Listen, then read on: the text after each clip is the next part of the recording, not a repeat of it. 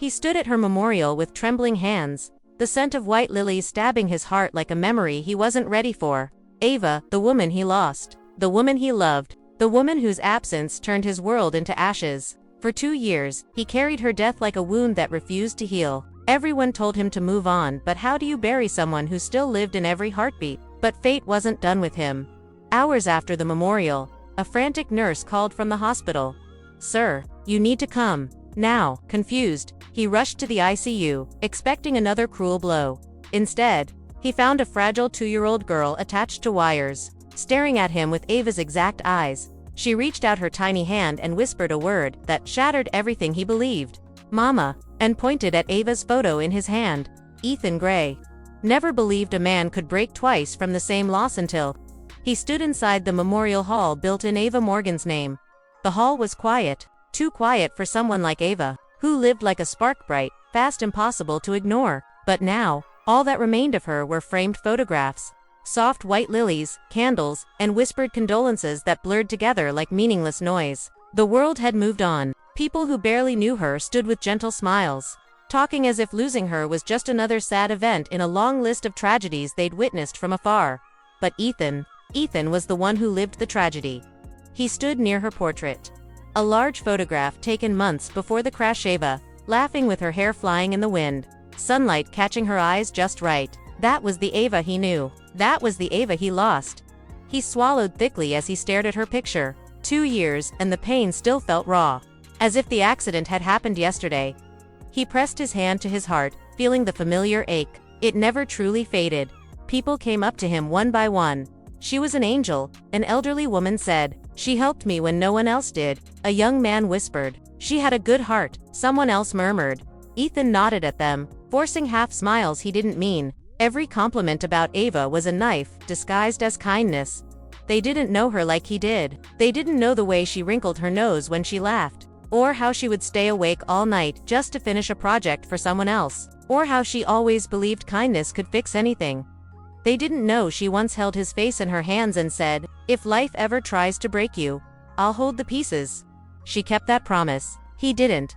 When they reached the front of the hall, the pastor ended with soft, final words. "May Ava Morgan rest in eternal peace." Peace. The word felt like a cruel joke. How could someone like Ava rest? How could someone so alive simply disappear? Ethan stepped forward when everyone left, unable to move away from her picture. Candles flickered around him, casting warm golden light over the frame. For a moment, it felt like she was there standing beside him. Her hand curled around his arm, like she used to do when she wanted him to stay a little longer. He closed his eyes. "Hi, Ava," he whispered, voice cracking. "I finally made it."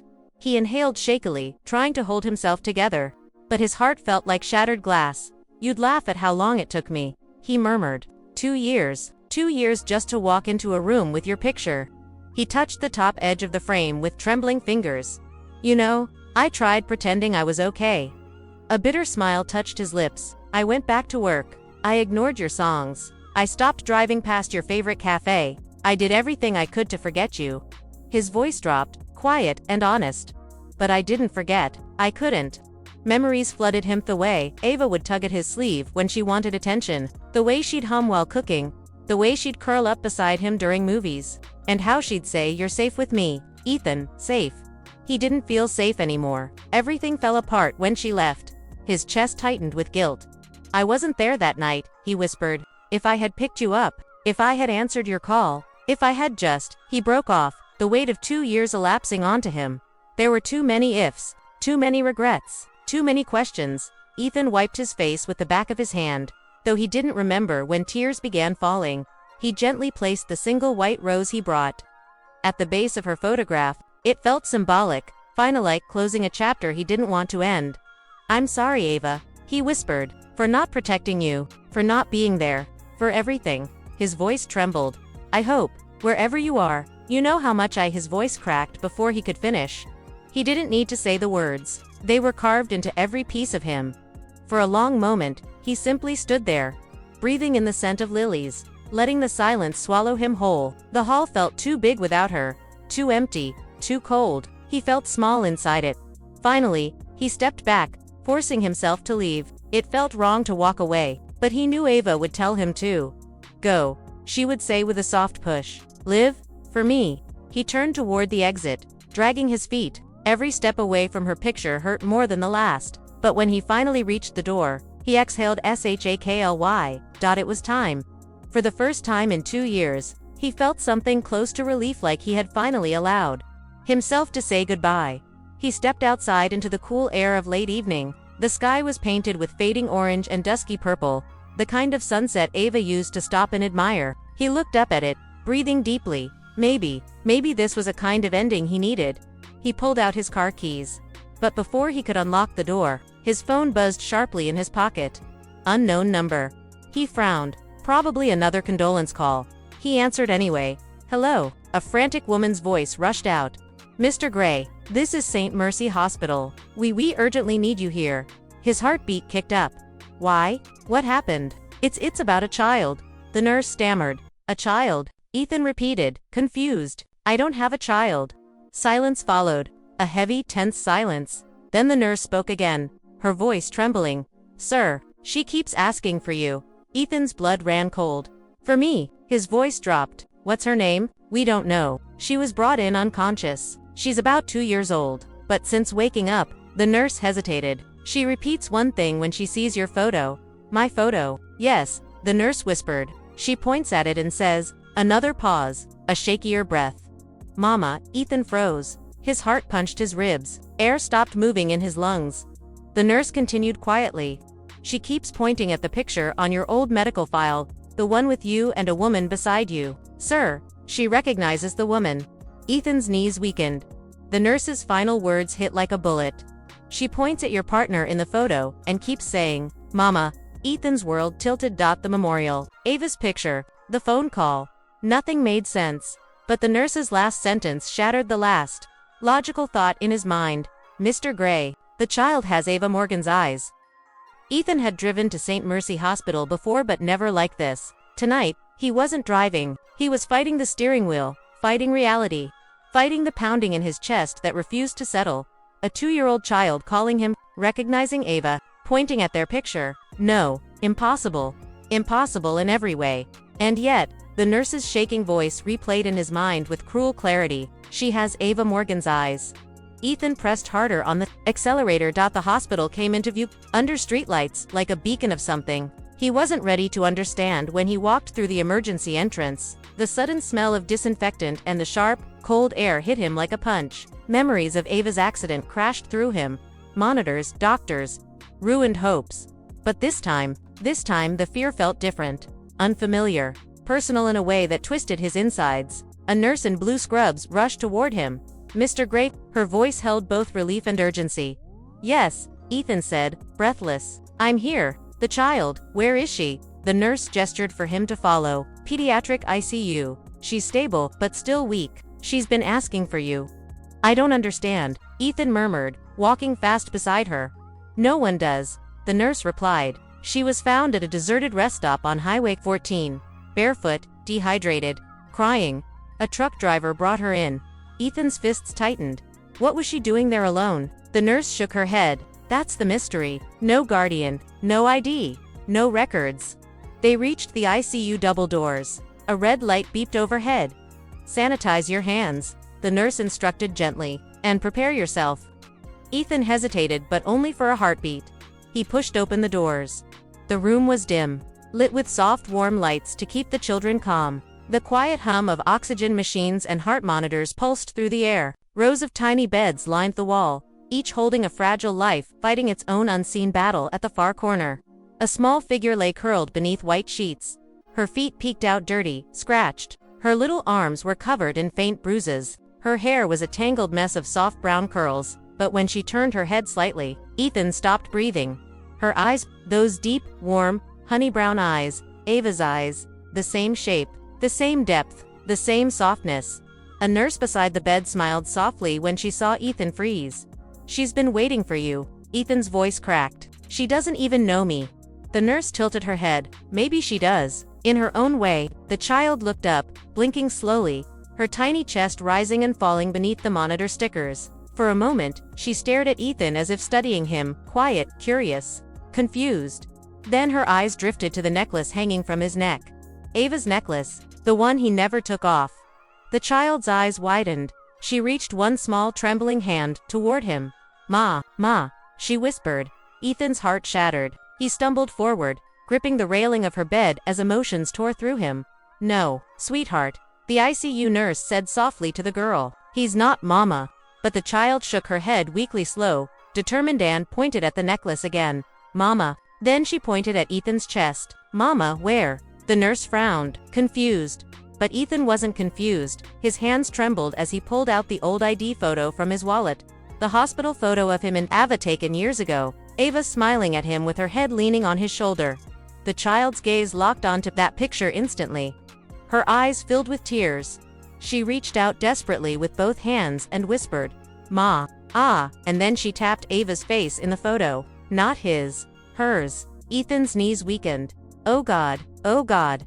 The nurse gasped softly. She recognizes her. That's the same reaction she had earlier. Ethan sat slowly on the edge of the chair beside the bed, trying to breathe. "How?" His voice was nothing but broken air. "Ava, she died 2 years ago." The child stared at him, as if hearing the pain in his voice. A second nurse walked in holding a small evidence bag. "We found this with her belongings." Ethan looked. Inside the bag was a bracelet, a tiny silver bracelet with a small heart charm. The nurse handed it to him gently. "We thought you might recognize it." Ethan held the bracelet in his shaking fingers. He didn't need to read the engraving. He knew it too well. The letters were scratched, faded, but clear. Ava Morgan.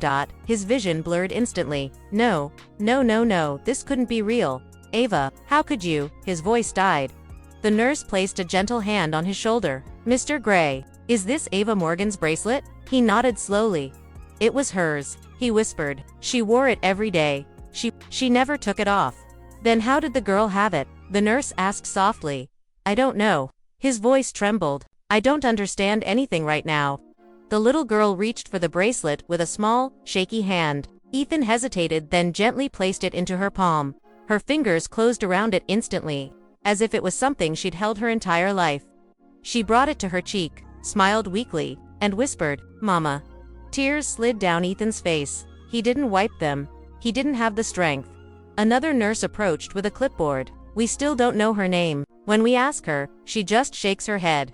Ethan looked at the child again. Her eyes held so much fear, so much loneliness, so much longing. She didn't just recognize Ava. She missed her. He leaned closer, voice soft and steadying. "Hey," he whispered. "It's okay. You're safe now." The girl blinked up at him, studying his face like she was searching for something familiar, something she had lost. She lifted her little hand and touched his cheek gently. Ethan froze. Her tiny hand trembled, but her touch was warm, familiar. Ava used to touch his cheek the same way. He almost broke. She whispered something soft, barely audible. Lily." Ethan's breath caught. Her name, Lily. He whispered. The child nodded, tears filling her eyes. "Lily," she repeated. Voice weak. The nurse scribbled on her chart. "So her name is Lily." Ethan swallowed hard, heart twisting. "Lily," he said softly. Testing the name. Her eyes softened instantly at the sound of it. She reached out. Again, arms open, wanting to be held. Every warning bell in the hospital faded. Every logical thought died. Every fear dissolved. There was only one truth left in Ethan's heart. He couldn't leave her alone. Not now. Not after this. Not after seeing Ava's eyes stare back at him with the same trembling innocence. He stepped closer. Lily wrapped her arms around his neck, hand for the first time in 2 years. Ethan felt something he thought he'd buried with Ava, a heartbeat that wasn't his, but felt like home. He whispered into her tiny shoulder, "I'm here, Lily, I'm right here." And Lily, with tears in her eyes, whispered a single word that destroyed what little strength he had left. "Daddy." Aiden didn't know how long he stood frozen outside the ICU door. It felt like the world was waiting with him, holding its breath. Nurses whispered behind him. Monitors beeped somewhere distant. But all he could hear was the echo of that tiny voice. "Mama," a word too soft, too impossible, too devastating to ignore. He stepped inside. The little girl lay on a small hospital bed, tubes taped gently to her arm, dark curls pressed against the pillow, her breathing slow but steady, her big brown eyes wide, confused. Shimmering tracked him the moment he entered the room. Aiden had seen those eyes before. Not the child's, but the eyes she mirrored. Ella's eyes. Aiden's chest tightened painfully. Sir. She seems to recognize you, the nurse said softly. When she woke last night, you were the only person she called to. He swallowed hard. What's her name? We don't know. The nurse sighed. Her chart lists unknown child ICU. She was found unconscious in the same vehicle as the unidentified woman. The woman, the one whose face Aiden hadn't been allowed to see yet. The woman whose body they had already taken for post-mortem exam. The woman they assumed was dead. And the child, calling that woman Mama. Aiden slowly sat down beside the bed. The little girl's eyes followed every movement. Hey, he whispered. You spoke to me yesterday. In the hallway, her lips trembled. She reached out a tiny hand, as if trying to touch his face but was too weak to lift fully. Mama, where? Aiden closed his eyes. How was he supposed to answer that? He looked at her carefully. Mixed features, soft curls, a little button nose, a faint dimple. Ella had the same one on her left cheek. His heart thud dead. Was he imagining everything? Grief playing tricks? Or was something far bigger unfolding? A soft knock came from the door. Dr. Mason stepped in. Mr. Hale, I need to speak to you. Privately. Aiden squeezed the little girl's hand gently, her small fingers curled around his as if terrified to let go. He stood, but she whimpered. No go. Daddy. Aiden froze. The air left his lungs. Dr. Mason's eyes widened. She's been saying that since last night. We assumed she meant someone else. Aiden felt the room tilt. His heartbeat hammered louder than the monitors. Ella had never told him she was pregnant, never hinted at a child, never given him a reason to believe anything like this existed. And yet, this little girl was clinging to him like she knew him. Mr. Hale, Dr. Mason said gently. A word in the hallway. Aiden nodded shakily and stepped outside. The REVLITON, the doctor's voice lowered. First, she's stable. Mild concussion, dehydration, a few bruises, but she will recover. Aiden exhaled in relief. Second, Dr. Mason continued. The autopsy team needs you to identify the woman formally. The ID found in her bag matched the name on the memorial you attended. Aiden stiffened. Ella Carter. Yes. Aiden's throat closed. Show me. The doctor hesitated. Mr. Hale, it's not easy. I want to see. They walked down a cold, quiet hallway to the morgue. Aiden felt dread coil in his chest. The assistant slowly unzipped the body bag and folded it down. The world slipped sideways. It wasn't Ella. The features were different. Completely different. Aiden stumbled back, gripping the metal table for support. This isn't her. This isn't Ella.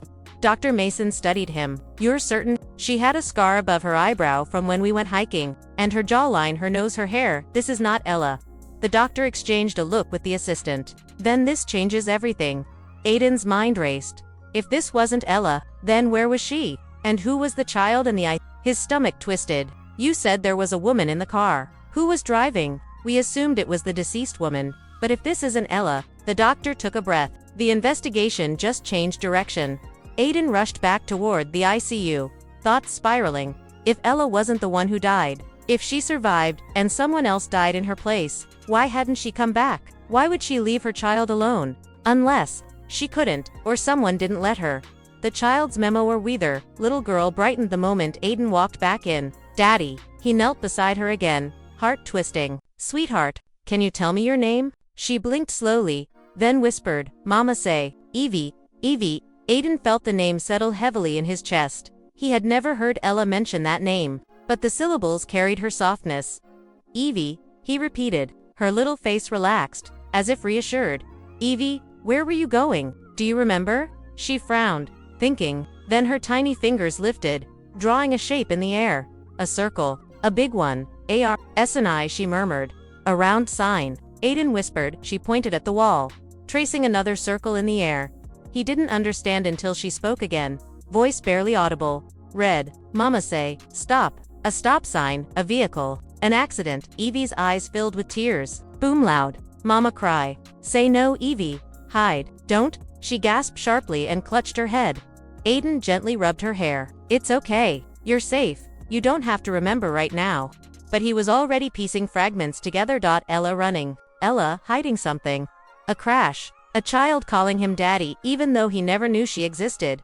Whatever Ella had gotten involved in, she had been afraid. Protecting someone. Protecting Evie. Aiden brushed a tear from the girl's cheek. Evie, did Mama ever tell you Daddy's name? She nodded. Aiden's pulse spiked. What did she say? Evie whispered. Mama say, Daddy is Aiden. His breath stopped. She wasn't mistaken. She wasn't confused. Ella had told the child his name. And that meant only one thing. Evie was his daughter. The shadow in the corner, soft knock sounded. A police officer stepped inside. Mr. Hay, we need to talk about the accident. Evie's small body tensed instantly, eyes flooding with fear. She pulled the blanket up to her chin and whispered, "No, bad man." Aiden's blood ran cold. "Evie, is he the bad man?" She shook her head quickly, but her tiny finger, lifted trembling and pointed toward the hallway behind the officer. Aiden turned. Someone was standing half hidden behind the glass panel, watching, tall, dark jacket, face obscured. The moment Aiden met the shadowed figure's gaze, the man slipped away. Evie whimpered, "Mama say, bad man find us. Run." Aiden's heart pounded. Ella hadn't abandoned her daughter. She had been running to protect her. Now the bad man knew exactly where Evie was, and if Ella was alive, she was in danger too. The hospital lights flickered as Aiden sprinted down the hallway, searching for the man Evie had pointed at. The shadowy figure had disappeared around a corner, leaving only the echo of retreating footsteps. Aiden reached the end of the hall, breath sharp, heart pounding, but the corridor was empty. Whoever that man was, he hadn't come to check on Evie. He'd come to find her to finish what the accident didn't. A nurse hurried toward Aiden. "Sir, is everything okay?" "No," he whispered, "not even close." He turned back toward the ICU, every instinct screaming that Evie wasn't safe. The closer he got, the more he realized something cold and terrifying. The accident hadn't been random. Ella hadn't vanished for no reason, and that man wasn't done. The MSSAG. When Aiden entered the ICU room again, Evie was sitting up, wide-eyed, hugging her little stuffed bunny so tightly her knuckles turned white. She whispered, "Daddy." He knelt beside her. "I'm here. You're safe. I won't let anything happen to you." She nodded, but tears slid down her cheeks anyway. Before he could comfort her further, Dr. Mason returned, holding a small plastic evidence bag. "We found this in the child's belongings," he said quietly. It was tucked into the lining of her sweater. Inside the bag was a folded piece of paper. Aiden's stomach sank. He opened it slowly. A few rushed words were written in Ella's handwriting. The handwriting he'd stared at on birthday cards, little notes on the fridge. The handwriting he'd thought he'd never see again. "If something happens, protect Evie. Don't trust anyone, not even the police. I'm trying to get back to you." Ella. Aiden's hand trembled. She was alive, but running from someone who wanted their daughter, and wanted Ella gone. Dr. Mason lowered his voice. "Mr. Hale, the child wasn't in an ordinary accident. The investigators found marks on the other vehicle, suggesting someone forced it off the road." Aiden's chest tightened. "Someone tried to kill them." "Yes, and they think Ella died," Aiden whispered. "So they're still looking for Evie." Dr. Mason nodded. Evie's soft voice broke the silence. "Mama say, bad man want me. Mama say run fast." Aiden pulled her into his arms, carefully so he wouldn't disturb her injuries. "You're staying with me? No more running."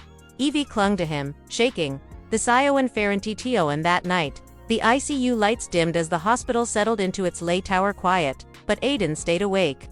Sitting in the chair beside Evie's bed, holding her hand, every sound made him glance toward the door. Every footstep made his heart spike. A nurse walking by paused. "Mr. Hale, you haven't rested." "I'll rest when she's safe." Around 2 a.m., Evie stirred. "Daddy, someone here." Aiden sat up instantly. Before he could ask, the hallway lights flickered again, then a soft click. The ICU door slowly pushed open. A tall man stepped inside, cap low over his eyes, jacket zipped up high. He was the same build, the same posture as the figure Evie had pointed at earlier. "Visiting hours are over," Aiden said, standing, voice steady with warning. The man didn't answer. Instead, he stepped closer. Evie whimpered, "Bad man." Aiden moved immediately, placing himself between her and the stranger. The man's hand slipped into his jacket as he took another step. Aiden felt adrenaline burst through him. "If you take one more step," he growled, "you won't walk out of this room." The man paused, then smirked. "You should have stayed away." Hale. Aiden froze. He knew him. Before Aiden could react, the man lunged, but at that exact moment, 2 security guards rounded the corner. Alerted by a silent alarm a nurse had triggered outside.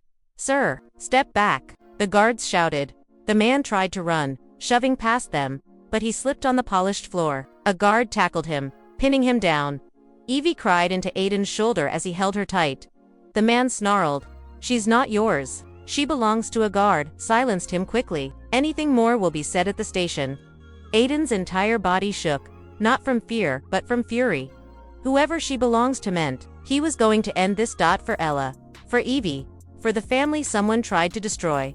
The cloudy morning sunlight started to seep through the blinds when a detective met Aiden outside the room. Mr. Hale, we questioned the man. He's refusing to talk. But we did find this. He handed Aiden a second slip of paper pulled from the man's pocket. Written in red ink. Delivery must happen before 3 days, or she won't survive. Aiden's mind raced. Delivery, meaning Evie, looks that way, the detective said grimly. Human trafficking angle. Maybe ransom, but whatever it is, it's organized. Deadly organized. Aiden stared at the note.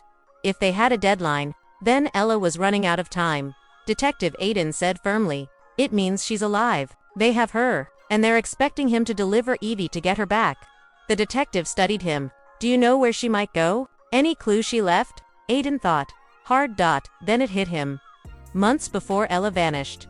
She'd told him, if I ever disappear, look for me where we first learned to breathe again. It's the cabin, Aiden whispered. The one in Silver Ridge. That's a 2-hour drive. The detective said, we'll need a full team, no time. Aiden snapped. 3 days. Or she dies. I'm going now. The detective looked hesitant but saw the determination in Aiden's eyes. All right, but I'm coming with you. Aiden nodded and rushed back to Evie. The RSCUF was awake, clutching her bunny tightly. Daddy, you go, she whispered. I'm coming back, Aiden said, holding her small face gently. I promise, and when I do, I'll bring Mama home. Evie nodded bravely, though a tear rolled down her cheek. Bring Mama, please. Aiden kissed her forehead. I will. He turned to leave, but Evie grabbed his hand. She pointed to her bunny. Mama say, bunny show way. He frowned and checked the stuffed animal. Inside a tiny zipper pocket he'd never noticed was the corner of a folded paper. His stomach clenched as he opened it. A map, hand-drawn, marked with a single red dot. Ella, he whispered. She had been leaving clues. For him. For this moment, Detective Aiden said, holding up the map, voice steady and burning with purpose. I know exactly where she is. The RUNOA in the cabin in Silver Ridge was silent when Aiden and the detective arrived. To silent, Aiden pushed the door open gently. Inside, tied to a chair, but alive, bruised, exhausted, but fiercely conscious, was Ella. Her eyes widened. Aiden. He ran to her, breaking the ropes, lifting her into his arms with shaking hands. She sobbed into his chest. Evie, is she alive? Please, tell me. She's safe, he whispered, voice cracking. She's safe. She called me daddy. Ella cried harder. I wanted to tell you. I was going to come back. They wanted her. They wanted our daughter. I had to run. No more running, he murmured. It's over. Behind them, police sirens approached, securing the area. Aiden held her as though he would never let go again. Evie's waiting for us, he whispered. Ella looked up at him, tears glowing. Take me to her. And he did. Hours later, when Ella walked into the ICU room, Evie lit up like the sun. Mama, she cried, reaching out as Ella collapsed onto the bed. Hugging her tightly, Aiden stood behind them. Overwhelmed, Ella looked up at him through tears. We're a family. Finally, Aiden wrapped his arms around both of them, and for the first time since the nightmare began, they were whole again. If this story touched your heart, don't just stop here. Hit that like button to show your support. Subscribe for more gripping tales of love, courage, and family reunions. And turn on notifications so you never miss a story that will keep you on the edge of your seat. Share this video with friends and family who love emotional, heartwarming stories that make every second count. Comment below your favorite moment from Aiden, Ella, and Evie's journey. We love reading your thoughts. Join us and be part of a community that celebrates hope, love, and resilience.